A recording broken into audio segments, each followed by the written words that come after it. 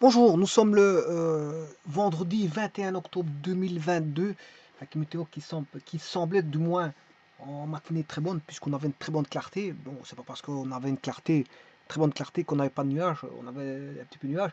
Les passages nuageux se font de plus en plus, je vais dire, nombreux, au fur et à mesure que la journée passe. En tout cas, en matinée, on avait une très bonne clarté. Bon, ceci étant dit, sachez que l'automne est différent des automnes que nous avions connus il y a bon, quelques années, parce qu'en fait, l'automne ici est un peu chaud pour un automne. Alors, bien sûr, l'automne vient juste après l'été, et que ça rime avec ces synonymes de chute de température, fraîcheur, vent, chute des chutes des feuilles, et bien sûr d'innombrables pluies et de la luminosité. Mais bon, on retrouve un petit peu ce cocktail-là de temps en temps, mais pas tout le temps. Ça veut dire que bon, on a un mois de février qui est un petit peu chaud par rapport aux autres. Enfin, un automne, je m'excuse, c'est pas un mois de février, c'est un automne. On a un automne, parce on est au mois d'octobre, on n'est pas en février. Ouais, on se retrouve avec un automne ici, je dirais, relativement chaud comparativement aux automnes d'il y a quelques années. Bon, on a une certaine. On a. Oui, de temps en temps, on a de la fraîcheur, comme je vous ai expliqué, mais bon, en moyenne, c'est quand même assez chaud. Bon, on attend la baisse des températures conséquentes, mais ce n'est pas encore le cas. En tout cas, en ce 21 octobre, on approche du mois de novembre, on a quasi 10 jours du mois de, de, de, de novembre. Eh bien, malgré tout, ouais, on connaît une très bonne forme de météo, très agréable pour tout le monde. Et d'ailleurs, si c'est agréable, il faut profiter de ce temps agréable et sortir le plus souvent possible pour pouvoir faire des activités en plein air, puisque bon, c'est propice. Ce temps est propice vraiment à l'activité en plein air. Alors ici, je vais vous présenter une équation bon, qui est assez classique en trigonométrie, qu'on retrouve assez souvent, euh, bon, et qui demande toujours la même façon de résoudre. C'est une équation en sinus, il n'y a que du sinus, et c'est un polynôme représentant bien sûr du sinus. Ici, c'est un polynôme de second degré. Donc, bon, vous aurez compris qu'il faut aller chercher toute la panoplie de formules concernant le second degré. Alors, le second degré qui est accessible pour n'importe qui a fait des études moyennes, puisqu'en fait, second degré, bon, il faut rechercher tout simplement un delta et de voir quand est-ce que, enfin, si le delta est positif, négatif ou nul. Si on est dans R, effectivement, ici on est dans R, il n'y a pas de problème. C'est une résolution dans R, donc on n'est pas dans les complexes. Donc si delta égale 0, il n'y a pas de solution. Il n'y a pas de solution. Voilà, donc on arrête. Si delta égale 0, on arrête. Il ne faut pas aller voir ailleurs. Par contre, ici, dans R, bon, si delta est positif, on a deux solutions qui sont différentes. Si delta est négatif, on n'a pas de solution. Et si delta égale 0, ben, on a deux solutions identiques. Voilà. Alors, sachez qu'ici, A, B, C sont différents de 0. Donc, on a quasiment une équation du second degré mélangée, si vous voulez, avec de la trigonométrie. Et cette trigonométrie, c'est une valeur trigonométrique, tout simplement, qui fait référence à la trigonométrie. C'est la valeur trigonométrique du sinus. Du sinus. Donc c'est une équation en sinus du second degré, voilà, on va dire ça comme ça, qui est assez classique et résolvable. Euh, je ne sais pas si on dit résolvable ou résoluble, mais en tout cas elle est résolvable par n'importe quel kidam de 5e, 6e année d'année moyenne, parce que bon, il n'y a pas grand chose à faire dans ce genre d'équation, et c'est toujours la même chose. Et d'ailleurs c'est pour ça que je vais en instaurer une méthode, puisque en fait je ne verrai plus ce genre d'équation. Si j'en vois une, bon, je vous renverrai vers ce lien-ci. Donc c'est assez classique et donc ça devrait être voilà, résolvable par n'importe quel kidam de 5e, 6e, s'il ne se trompe pas bien sûr dans ses calculs. Hein. Voilà, parce que la méthode est toujours la même. C'est une méthode. Voilà, c'est une méthode de résolution. Alors, pour ça, qu'est-ce qu'on peut faire? J'ai bien dit qu'est-ce qu'on peut faire, parce qu'on n'est pas obligé de le faire. Ben, tout d'abord, c'est de poser y égale sinus x. Mais vous n'êtes pas obligé. Donc on aura, si je pose y égale sinus x, on aura ay carré plus by plus c égale 0. C'est pour avoir une meilleure visibilité, pour voir qu'on a bien une équation du second degré et qu'il faille chercher voilà, le delta et donc les racines. Alors je vous ai dit que delta positif, c'est deux solutions distinctes. Delta négatif, il n'y a pas de solution parce qu'on est dans R. ici, et delta égale 0, on a deux solutions identiques. Voilà. Bon. Et alors, il y a une condition d'existence des solutions qu'on appelle condition de compatibilité. CC, c'est condition de compatibilité. Hein. Condition de compatibilité, CC. Et cette condition de compatibilité, mais justement, ça a référence avec la trigonométrie. On sait bien que le sinus est une fonction bornée entre -1 et 1, donc c'est tout à fait normal que le sinus soit compris entre -1 et 1. Et comme le sinus G posé égale à Y, ben le Y doit être compris entre -1 et 1. Donc ça, c'est la condition de compatibilité qui fait référence à la trigonométrie, tout simplement. Donc on a une condition supplémentaire qui est, voilà, c'est Y compris entre -1 et 1. Si vous avez posé Y, parce qu'on n'est pas obligé de poser, voilà, Y égale sinus X. Parce que si vous ne posez pas Y égale sinus X, vous n'aurez pas AY carré plus BY plus C, mais vous aurez A sinus carré plus sinus Y plus C égale 0. Alors voilà, donc ça veut dire que si vous ne posez pas Y, ben, vous aurez, voilà, ceci, c'est ce qui va apparaître. Hein. Vous aurez sinus X, voilà, également AB plus racine de delta sur 2A, vous passez directement par un sinus sans poser. Mais ici, moi, comme j'ai posé, bon, je vais voir ça. Alors donc, la condition de compatibilité, c'est que le sinus est borné entre -1 et 1, voilà, et que, voilà, la solution, c'est -b plus racine carrée de delta sur 2A. Et là, il y aura telle solution, ben, ça dépendra de la condition de compatibilité. Alors, les solutions, ce sera arc sinus de -b sur 2a, -b plus racine delta sur 2a plus 2 à 2 près, avec k appartenant à z, bien sûr, et x égale -b plus moins racine de delta sur 2a à 2 près, avec k appartenant à z. Alors, vous allez me dire, oui, k fait référence à un paramètre, ça veut dire qu'on a une infinité de solutions, oui. Et il y a un deuxième cas, puisqu'on en a un qui voudra, on a un cas qui correspond à 2 pi, provenant de arc sinus -b plus racine de delta sur 2a plus 2 pi, mais ça fait une infinité simple de solutions.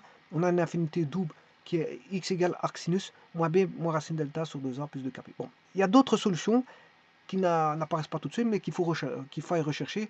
Ben, deux sinus sont égaux, voilà, s'ils sont égaux, voilà, deux sinus sont égaux, s'ils sont égaux. Si voilà, leurs arcs sont égaux, mais deux sinus sont égaux aussi si on a le supplément. Si on a le supplément de l'arc. Donc on aura l'arc supplémentaire qui est aussi, voilà. Donc c'est-à-dire, je rappelle que, petit instant, voilà, le sinus c'est sur l'axe des Y. Hein. Voilà. Et donc le sinus il vaudra plus 1 ici, 0 là, moins 1 ici, voilà. Donc là par exemple on a 1 demi pour le sinus, là on a moins 1 demi. Voilà. Alors supposons que je prenne un arc, supposons que la solution est là, en cet arc là, voilà. Eh bien son sinus il sera ici, là exactement là, voilà la valeur du sinus. Mais vous savez très bien qu'il y a un autre arc qui voudra ce même sinus, mais c'est le supplément. Donc supposons que cet arc que j'ai appelé, je l'appelle alpha, voilà, alpha, eh bien l'arc que voici, qui est ici, ben, c'est tout simplement pi moins alpha. Donc l'angle là, l'arc là, je suis en train de le tracer, voilà, qui va jusqu'ici. Voilà. Attention que ce que j'ai dessiné en jaune, c'est pi. Hein. Voilà. Et là, en rouge, c'est pi moins alpha.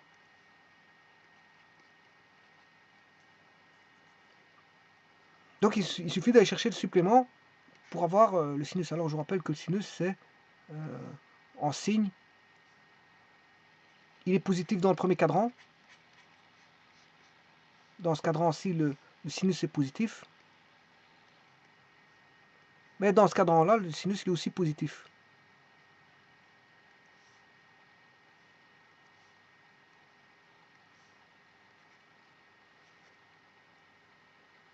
Donc deux angles sont supplémentaires. Deux angles sont égaux, s'ils sont égaux, hein, on va rechercher cet angle-là, hein, ou s'ils sont supplémentaires. Donc il faut travailler avec les angles, les arcs égaux, les arcs supplémentaires, et ça c'est pour le sinus. Oui, mais ici il y a déjà une infinité double de solutions qui a été trouvée, mais l'arc supplémentaire va nous en donner encore une infinité double. Ce qui fait qu'au total, on aura une infinité quadruple de solutions. Et cette infinité quadruple, la voici. Voilà, ça c'est pour les angles égaux, je l'ai fait tout à l'heure. Ça c'est pour les angles égaux, moins b, moins a, voilà. Donc les angles égaux, c'est ceci. Voilà, le traitement a été fait pour les angles infinités simples. Ça c'est pour les angles égaux.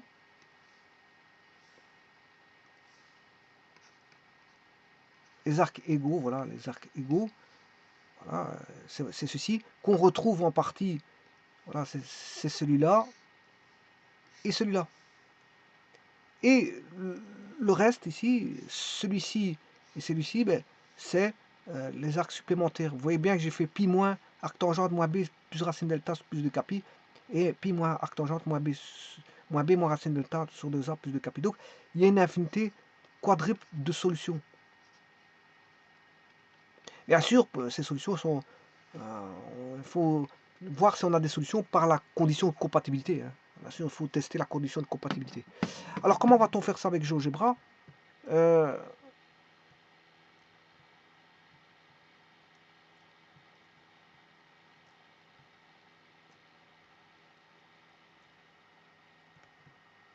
bon. La première chose, c'est de mettre trois curseurs. Voilà, A, qui va représenter la valeur de A, un qui va représenter la valeur de B, et un qui va représenter la valeur de C. C'est-à-dire que c'est, ben, voilà, A, B, C, via des curseurs. Bon, j'éviterai d'avoir A égale B égale C égale 0. Enfin, d'éviter d'avoir A égale 0, B égale 0 ou C égale 0. J'éviterai ça. Parce que A, B, C doivent être tous les trois différents de 0. Simultanément. Alors, la fonction sinus x, vous la connaissez très bien. Je la dessine. La voici. La fonction A fois sinus x. La voici. Ça, c'est A fois sinus x. C'est-à-dire que si j'augmente le A, là, si je mets A égale 1, mais je retrouve le sinus x. Je vais remettre A égale 1. C'est B, je m'excuse. C'est B. Je dois retrouver B sinus x. Alors, je dois trouver le sinus si je mets B égale 1. 0,7, 36, 1,22, 1,2, 1,18.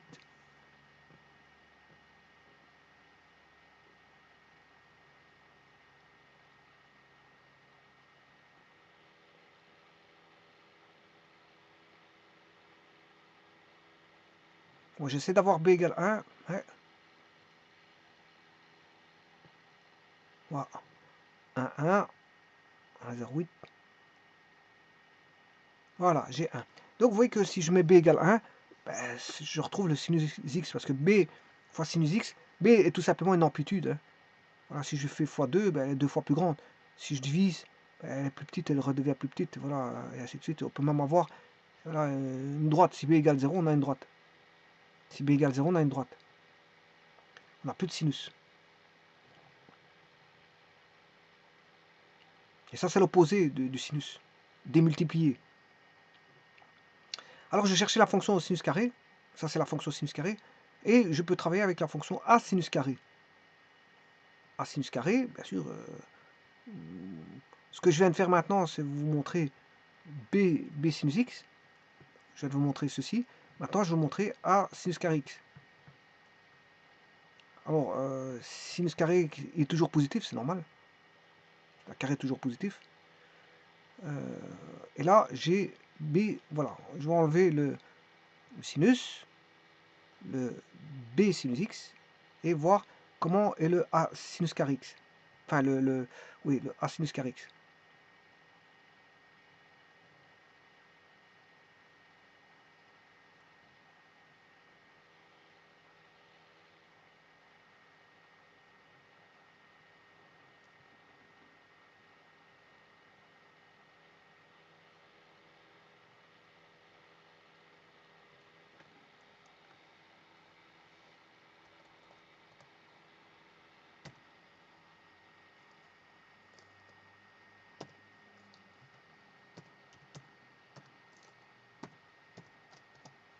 Voilà, ça c'est A sinus carré x. Alors, si je mets A égale 1, bah, vous allez retrouver sinus carré x.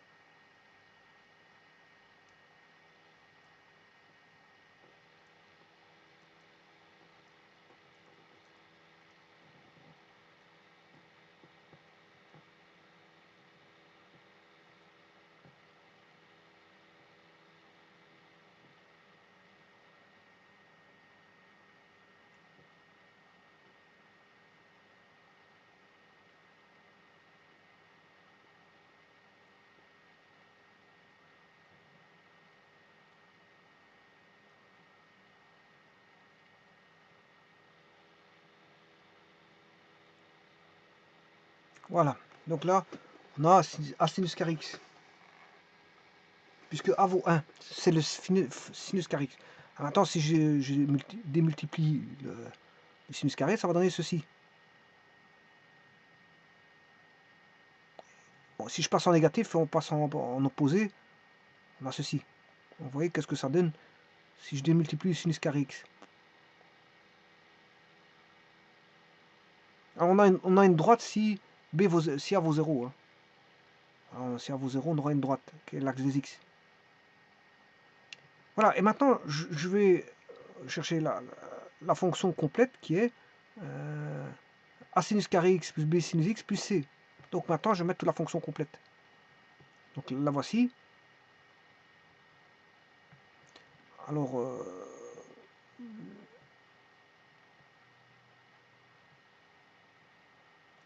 je vais remettre... Alors si je démultiplie le A sinus carré x, c'est ce que je viens de faire ici,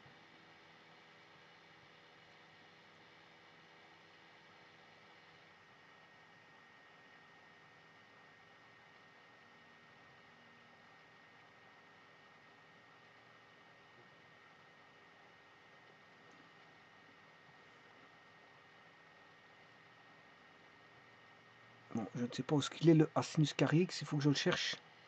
Ah ben le voici. Voilà. Donc, le voilà, il est mis. Alors si je change la valeur de A sinus carré x, vous voyez que ça, ce que va donner A sinus carré x plus B sinus x plus C. C'est la fonction en bleu, hein. A sinus carré x plus B sinus x plus C, c'est la fonction en bleu. Vous voyez comment ça va travailler. On va s'étendre en fonction. Si vous multipliez par A sinus carré x, elle s'étend.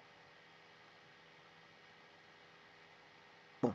Maintenant, si je fais la même chose avec B sinus x, je vais rechercher B sinus x. Là, et étendre B sinus x.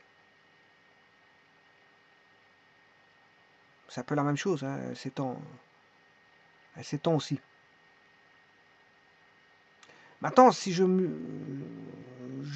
bouge uniquement au C, tout va se décaler hein, vers le haut ou vers le bas. Si je mets du positif, la fonction se décale vers le haut. Si je mets du négatif, elle se décale vers le bas.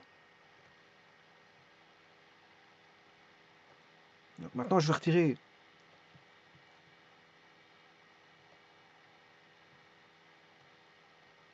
B sinus x et je vais retirer A sinus carré x. Donc là, c'est A sinus carré x plus B sinus x plus C. C'est la fonction voilà, qui est donnée ici. Et là, vous voyez que qu'est-ce que ça? Parfois, il n'y a pas de solution. Voilà. On est en dessous de l'axe des x. Parfois, il y a on a voilà, une partie des solutions. Et quand on est voilà, en dessous, il n'y a pas de solution.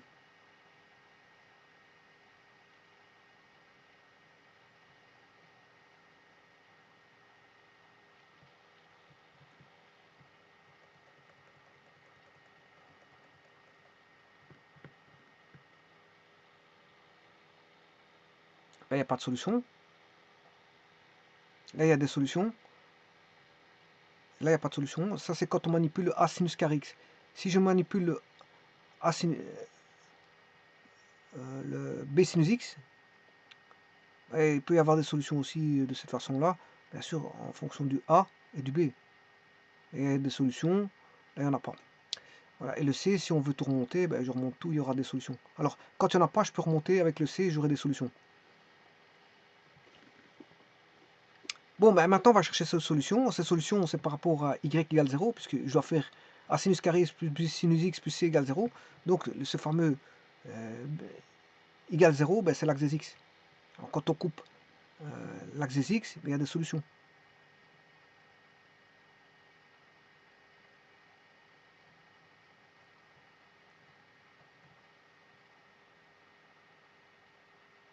Alors, comment trouver ces solutions?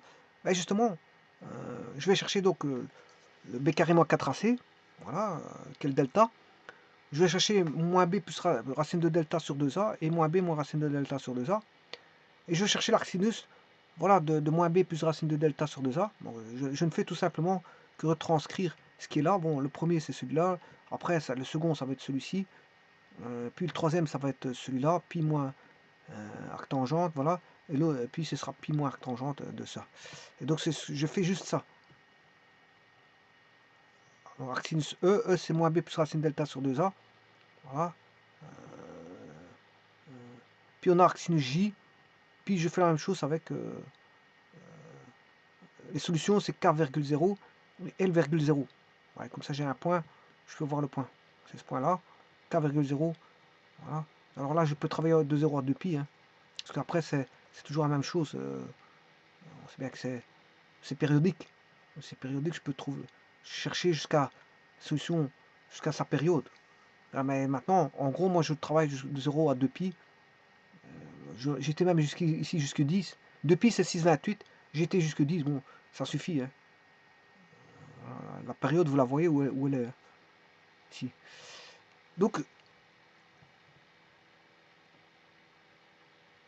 Donc là, j'ai mis k égale 0. Alors k égale 0, k c'est quoi? C'est les angles égaux. C'est arcsinus directement de E et arcsinus de J. Arcsinus de J, ce sera L. Donc, ces deux-ci, c'est pour les angles égaux. A et B, c'est pour les angles égaux.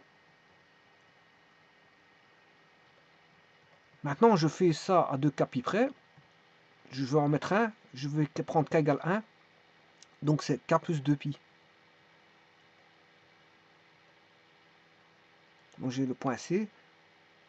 Et puis, on va retrouver D plus, en 2 pi, on a CD.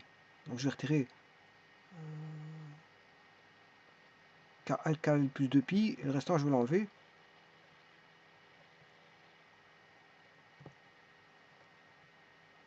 Voilà. Et ça, c'est, voilà, j'ai pris k égale 1. Donc k égale 0 et k égale 1. J'ai pris k égale 0 et k égale 1. Nous, on va se retrouver ici avec le point A pour k égale 0 et le point B pour k égale 0.